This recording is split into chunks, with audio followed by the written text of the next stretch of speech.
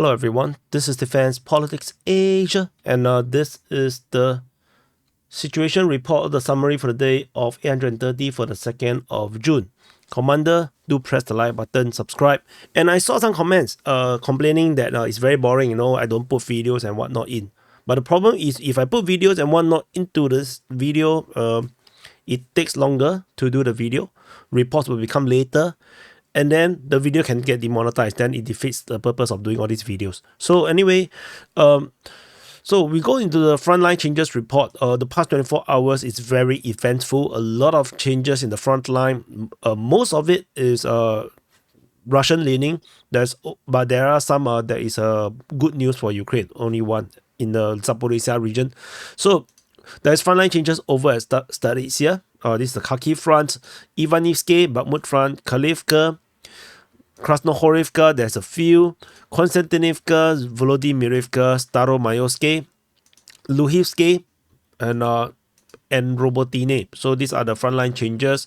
And so as before I continue, do consider watching the situation report, like for real. For those that are watching this clipping of the frontline changes report on the main channel or whatnot, because the real information actually comes in the situation report. The frontline changes only show you the frontline change, but there are a lot of things that's happening outside of the frontline changes. So but of course it's up to you, and of course it's also very dependent on YouTube whether they recommend the video to you. So I understand. Over at Zaporizhzhia, the Russian forces have been geolocated deeper into where the Ukrainians seems to be at. Russian forces geolocated in this area here, further expanding the area of control from our mappings standpoint. And the Russians are also geolocated north of this possible Ukrainian controlled region of Zaporizhzhia on the western part of the settlement. So Russian forces are now pushing deeper into Zaporizhzhia from the east, and they are already have some presence over in the north of the western part of the settlement, which we probably will see some kind of a Russian attack. So this again come after a long time after the Russian forces allegedly has captured Zaporizhzhia, according to the Russian Defense Ministry. And it will be funny because Umansk has only been announced to be captured in the past 24 hours by the Russian Defense Ministry's reporting, but we have that information a week before. So that is the why we need to cover all sources, and we also need to make sure that the sources corroborate each other, because the information sometimes is just inaccurate. Like the Russians claim of capture of Zaporizhzhia is proving to be inaccurate, but then there are other places that is clearly captured by the Russian forces. The Russian Defense Ministry did not announce them until much later. So don't be too triggered by this kind of thing. I know that some Russian supporters are very triggered when I say that the Russian Defense Ministry's announcement sometimes is not accurate or is delayed. And it's true. It's all proven to be so. But it's just normal. It's fog of war. The Russian Defense Ministry cannot announce a place to be captured until the units actually reports up to the Defense Ministry to tell them that they have captured the place. So if they didn't announce it, or they didn't report it to the higher ups, how the hell is the Russian Defense Ministry going to know? It can't possibly be that they watch Defense Politics Asia and decide whether they have captured the ground or not. It's just not possible, right? So at Ivaniske, the Ukrainian mapping, Deep State UA has disclaimed this area here. They claim that the Russians have taken over in the firm control around this area. In the Ukrainian mapping, this area here is all gray zone. This is all gray zone to them. But most likely these are all firmly under Russian control, in my opinion. But we will continue to map. But our mapping is a bit different because we have marked Russians have firm control over here. This is purely based on geolocation. Russian forces was previously geolocated over there. So there's no reason for me to believe that the Ukrainians are there unless there is counter evidence to prove that's the case. Over at Karlivka, so this is at the Avdiivka front. The Russian forces have, after taking firm control of Netelove, has expanded their control, attacking towards Karlivka. And this is pretty a natural progression because if you look at the relief mapping, you can see that this entire area here is just river. So this is just a river, and the Russians clearly is going to capture the entire of this peninsula, which I mentioned during the situation report a few days ago, or probably 1 week ago, that this is a natural progression that the Russians are going to do this. So, and this will establish a very firm or easy defendable control region for the Russians. And yeah, and then they will decide whether they want to progress, fight over to Karlivka and then build the defense line along the other river. So this is likely to be the next case of the next advance. So for the Russian forces. So after Karlivka, we have Krasnohorivka. So at the Battle of Krasnohorivka, there's finally some news. Based on the Ukrainian mapping, they claim that the Russians have taken a little bit of a neighborhood around here. Russian mapping have claimed that they have attacked further in the northeast, and they have expanded control around the rest of this central part of Krasnohorivka. So the Russians are attacking in various directions, as you can see, and mainly in this kind of a direction. So we will continue to monitor Krasnohorivka. The next frontline change is over at Volodymyrivka, further south. So over in the southern part, so Volodymyrivka, let's do this one first. As near Konstantinivka in the south of Paraskovievka, Russian forces have taken the entire tree line around here. And this is based on Russian claims.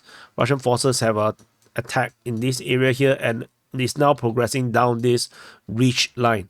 So this is somewhat of something like a little valley kind of thing. If I zoom in, it's not very much. You can't really even tell through the relief mapping. It's very vague. So basically the Russians are basically pushing down this tree line around here. So that's a frontline change around here. Further south, north of Volodymyrivka, Russian forces are geolocated and they are advancing in this direction north of Volodymyrivka. So this is the frontline changes over in the Donetsk Front. There's a frontline change also over at Staromayoske in the Velika Novosilka sector. Russian forces have, based on claims, these Russian claims, that they have taken all of this area here, including the crossing towards Uruzhaine. So there's a river crossing around here, and Russian forces allegedly claims to have taken all of this. So they are now able to move to Uruzhaine or vice versa for the Russian forces in this region here. And after Staromayoske, there is Luhivske. So Luhivske is actually in the Orkhiv sector, where the Robotine-Verbove region is. In this area, there is some clarification of the front line from both sides, actually. So Ukrainian forces is geolocated over here, which means that the Ukrainians have actually advanced in the north of Bahate or Novokarlivka. So Ukrainian forces are moving in this direction, or they had always been there. Because this is a very low intensity area, there's not a lot of fighting around this area. So this is a clear clarification of this area. And the Ukrainian mapping, however, did concede that half of Luhansk is under Russian control. This is the first indication in a long time that Luhansk is under some kind of Russian control, or at least half of it. So we have this new front line being mapped out that looks like this. This is now the new front line. So we will continue to monitor this area here. And there is some frontline change over at Robotine itself as well. Russian forces now geolocated in the forest northeast, or rather on the eastern part of Robotine, which means that Russian forces have now advanced in this direction from the east after the capture of Robotine, and they probably have taken this entrenchment position, this heavy entrenchment position. There was a pre-war, maybe pre-war.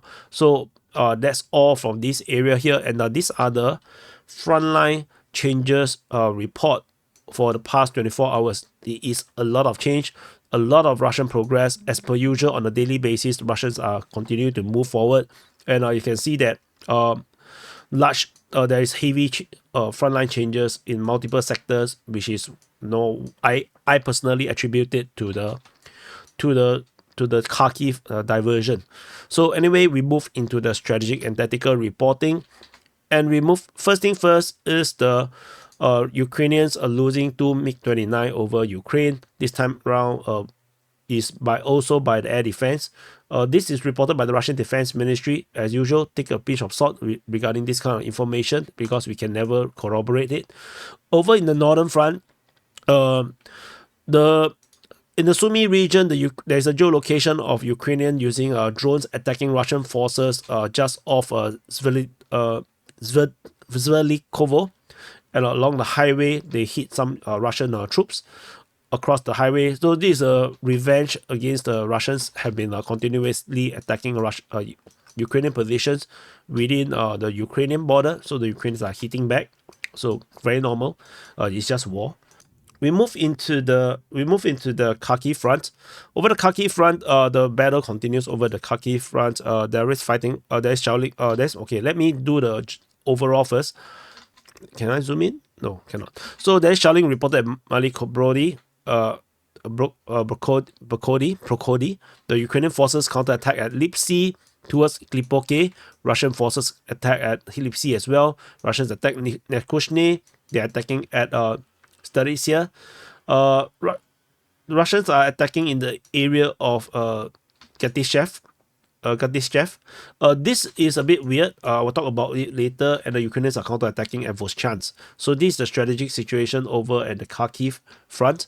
And over in the Lipsy sector, Russian forces are shelling Brokody, and they are trying to push the Ukrainians in the Lipsy sector. However, I feel like the initiative is on the Ukrainian side.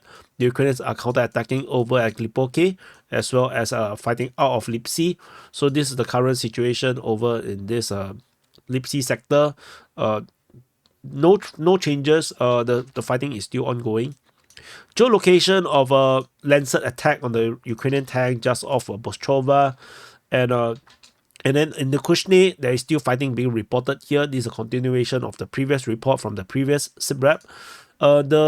Over at this Zaporizhzhia sector, Russian forces are continuing to make progress within Zaporizhzhia, slow but steady.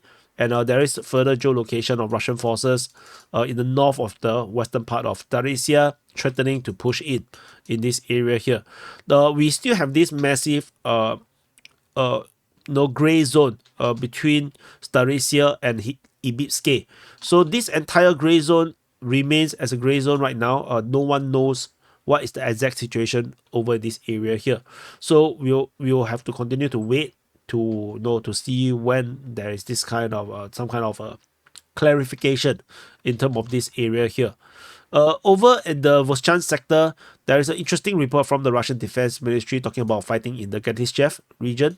And in Hatishev or Gatishev, this is already known to be captured by Russian forces. So the fact that there is fighting in this area might suggest that the Ukrainians have managed to cross the river somewhere, and they are probably attacking Hatishev, and the Russians are pushing back. Or the Russians are crossing the river and attacking south of Hatishev.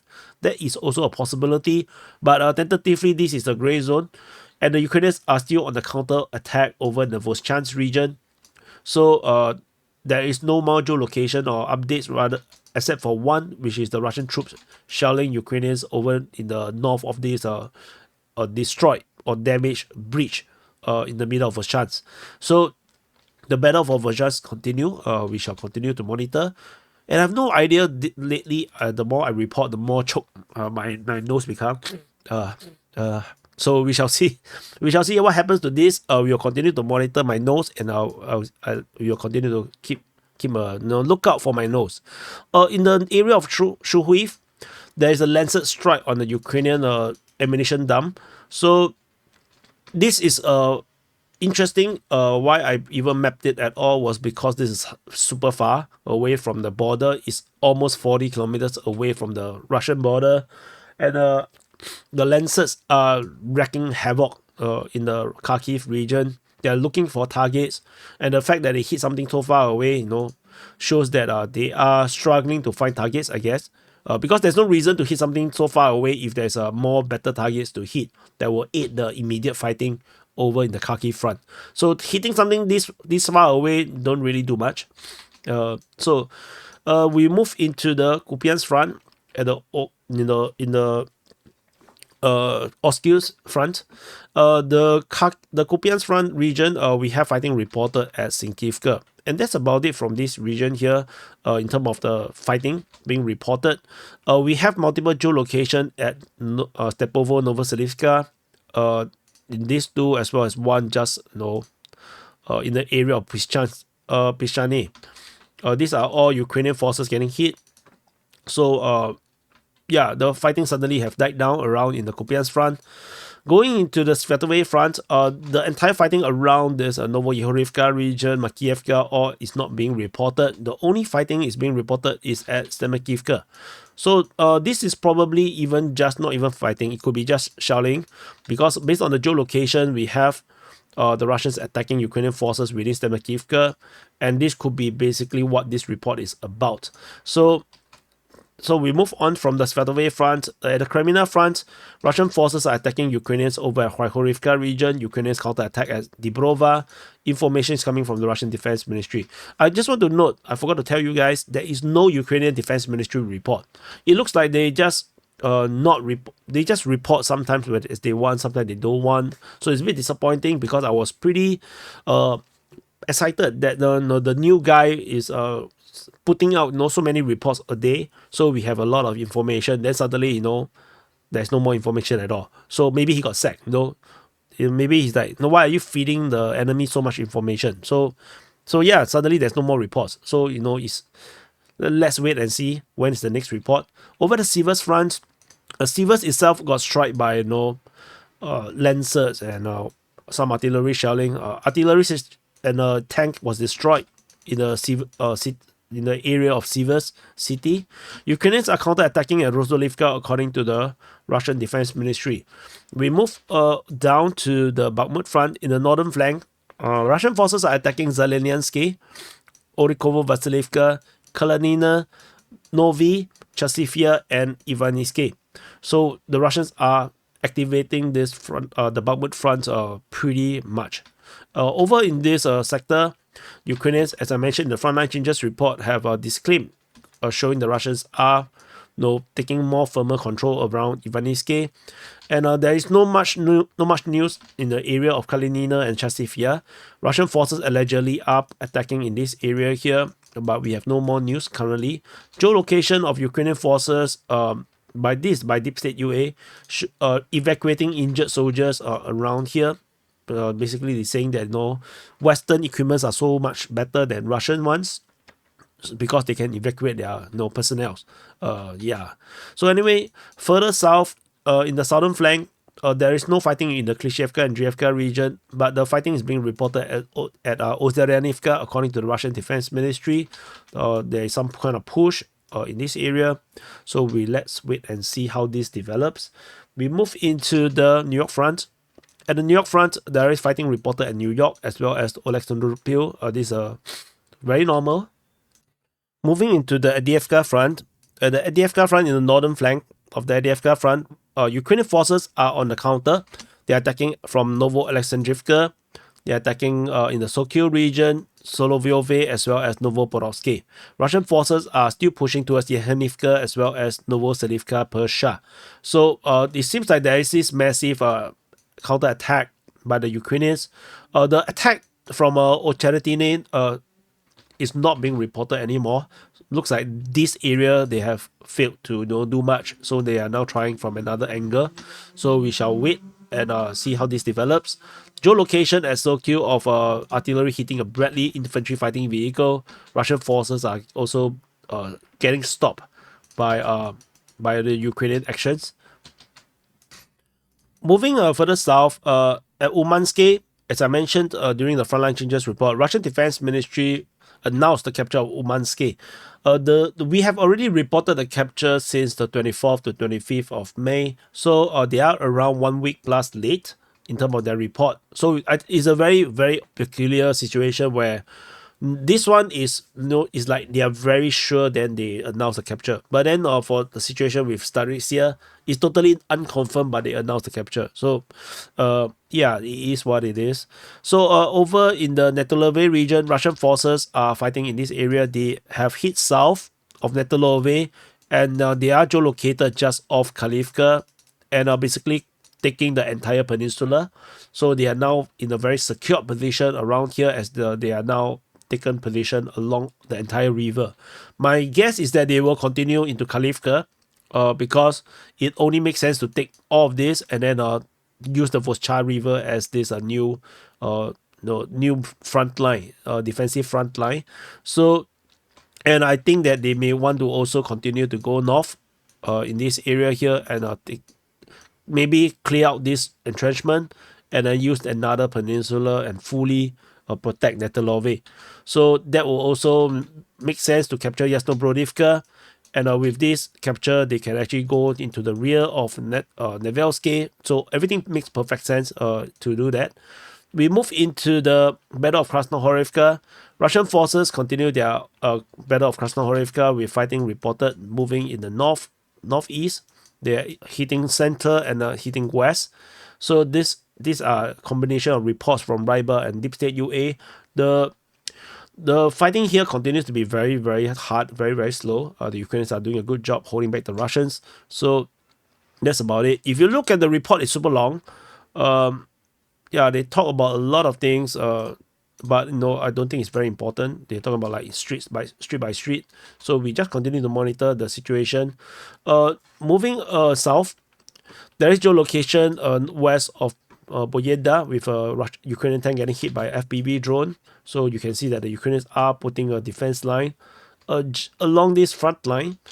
And over in the Novo-Mikhailivka region, Russian forces continue their attack of Paraskoviyevka. They are also pushing towards Konstantinivka. And particularly over in the southwestern part of Novo-Mikhailivka, with the Russians continue to make progress in this region here. This is Russian claim. This is not confirmed by the Ukrainian side just yet. And but they are getting very, very, very close from the highway. They are around just 2 kilometers. Around 2 kilometers from the highway between Konstantinivka and Voleda. So it's getting a bit close. So the Russians are getting a bit dangerous in this area here. If they cut the highway, I think it will complicate the Ukrainians' logistic here severely. So further south, we also have a geolocation of the Russian forces attacking in the area of Volodymyrivka. So if you look at the general picture, you can see that the Russians are attacking across the entire front. Basically across the entire front. So a massive big arrow push in this direction in the Donetsk Front. We will continue to see how the Ukrainians will react to this situation. And there's nothing else over the rest of the Donetsk Front until the Velikonovosilka sector. Russian forces continue their fighting in the Staromayorsky and Uruzhaine region. There's a geolocation of airstrike just south of Starozheve. This is probably where the Ukrainians have their forward operating position. So they from Starozheve they actually move south to fight the Russians. Which is why it's starting to attract a lot of airstrikes. At Staromayorsky itself, Ukrainian forces are managing to hold back the Russians at this moment. The Russians have not been able to push the front line. However, they managed to seemingly take the crossing between Uruzhaine and Staromayorsky. So this will aid the Russians' logistic in this area here and help them to have more efficient fighting in this area here. And we move into the Zaporizhzhia front. Getting a bit tired. Maybe I haven't eaten dinner, that's why. So over the Zaporizhzhia front. At the Zaporizhzhia front, the actions but is mostly over the Kupyansk and the Kharkiv sector. So there is some updates in terms of the front line over at Luhansk.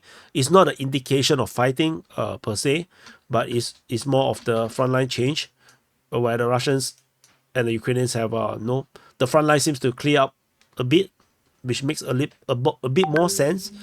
And then we have let me mute my WhatsApp. So over the Kharkiv sector itself, Russian forces are fighting in the area of Novoporovska, and they are also fighting in the area of Robotine. So this is the two areas here that the Russians are pushing. I think the offensive in the Kharkiv sector may speed up. This is just a feeling, particularly with the Russians now geolocated in the Robotine region. It feels like the Russians are very determined to flatten this area here. However, to take back all these areas is going to be a slow grind, and I think the Russians are very careful. The progress is super slow in this area here, but it's still moving. There is fighting reported at Zerebianki, according to the Russian Defense Ministry over in the Kupyansk sector. So that's all from this area, and we move on to the Kherson front. At the Kherson front, there's no fighting reported at Krinky because the Ukrainian Defense Ministry did not make any reports. Russians reported that they shot Antonovka, and there is a geolocation of airstrike over at Novotyahinka. And that's about it from the Kherson front. And this is it, Commander. You're very tired. So thank you, Commander. Press the like button, subscribe. This is the situation report for the day of 830 for the 2nd of June. Press the like button, subscribe. And yeah, I'm struggling to put out video contents, reports, because lately I'm very low energy. But there's so much I want to talk about. So let's see how this progress. I'll try to do more. And also because the situation report is so long, sometimes it's very dry, I try to clip it out. But yeah, I also not sure how much clipping I should be doing. So yeah, there's a lot of very difficult decisions for me to make. So anyway, I will try my best. I'll see you guys in the next update.